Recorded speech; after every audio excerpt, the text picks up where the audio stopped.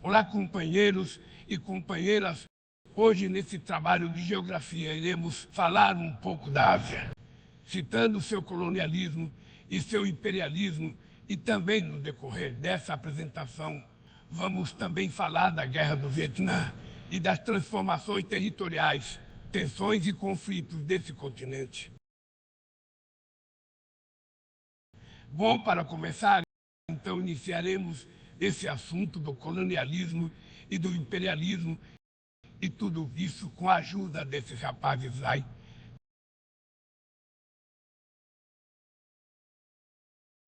Para introduzir esse assunto, vamos explicar o que é o colonialismo e o imperialismo.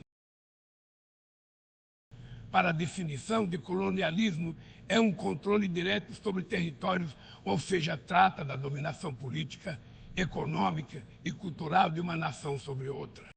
Essa prática envolve a ocupação e a administração de um território por um poder externo, que impõe suas leis. Explora recursos naturais e humanos e muitas vezes suprime as tradições e instituições locais em benefício da metrópole colonizadora. E para a definição de imperialismo, é uma dominação indireta política ou econômica, ou seja, envolve a influência e o controle sobre outra nação, sem necessariamente ocupar seu território.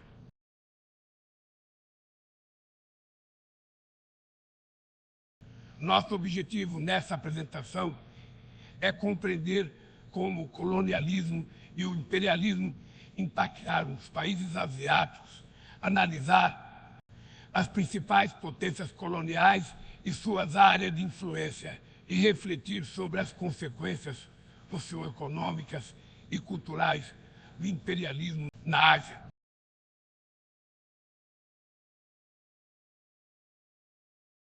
Agora vamos falar do contexto histórico do século XVI ao século XIX do colonialismo e do imperialismo. No colonialismo teve início do período em que as primeiras potências europeias, principalmente Portugal e Espanha, começaram a explorar, conquistar e colonizar territórios em outros continentes, como as Américas, África e partes da Ásia. Já no imperialismo, as potências europeias já não buscavam apenas a exploração direta e a colonização territorial, mas formas mais sofisticadas de dominação política e econômica sobre outras regiões. E isto é uma imagem representando o imperialismo.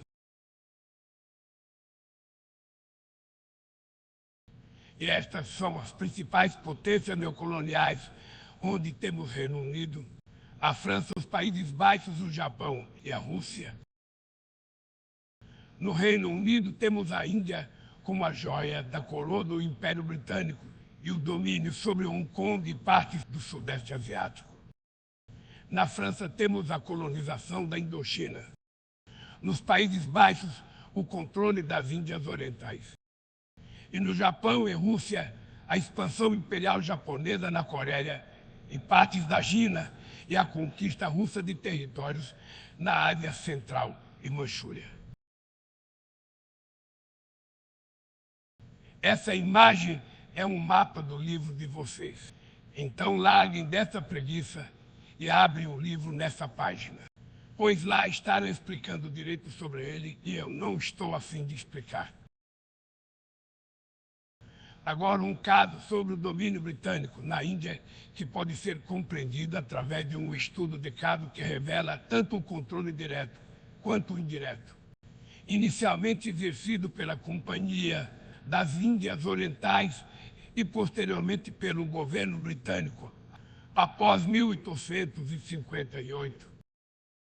A presença britânica teve um forte impacto econômico, caracterizado pela extração de recursos naturais e pela reestruturação da agricultura local para atender às necessidades de exportação, como a produção de algodão e chá. Esse domínio gerou insatisfação e resistência por parte da população, levando ao surgimento de movimentos nacionalistas. Agora o caso da China, onde a sua abertura forçada ao comércio exterior ocorreu principalmente por meio das guerras do ópio, nas quais a intervenção britânica resultou na imposição de tratados desiguais, como o Tratado de Nanquim, em 1842. Esses tratados enfraqueceram a soberania chinesa e dividiram o país em zonas de influência controladas por potências estrangeiras, incluindo o Reino Unido, França, Alemanha e Rússia. A insatisfação crescente com a dominação externa culminou na Revolta dos Boxers, um levante nacionalista que buscava expulsar os estrangeiros e preservar a cultura chinesa. E a derrota dos Boxers e as contínuas pressões externas contribuíram para a queda da dinastia Qing em 1912, encerrando o século de governo imperial na China. A descolonização, que foi intensificada após a Segunda Guerra Mundial, foi a libertação de colônias sob o domínio europeu imperialista. Movimentos de independência ocorreram principalmente na Ásia, como na Índia, Indonésia e Coreia. Embora esses países conquistassem a independência formal, muitos permaneceram economicamente dependentes das antigas metrópoles, caracterizando o neocolonialismo. No Oriente Médio, as potências coloniais definiram fronteiras que impactaram a região, perpetuando influências externas e conflitos. As consequências do colonialismo na Ásia afetaram as economias e a política. Na economia, houve exploração de recursos naturais e criação de economias dependentes. Na política, houve fragmentação de territórios e criação de fronteiras artificiais e emergência de movimentos nacionalistas. Também teve duas outras consequências, que são a cultura e a social. Na cultural, houve difusão de culturas ocidentais e mudança nos sistemas educacionais e religiosos. Na social, houve marginalização das populações nativas e aumento das desigualdades. E para encerrar esse assunto, vamos falar das resistências e os movimentos de independência. Na Índia, temos a liderança dessa pessoa que não sei pronunciar o nome, e a luta pela independência pacífica. E na Indonésia, a luta contra os Países Baixos.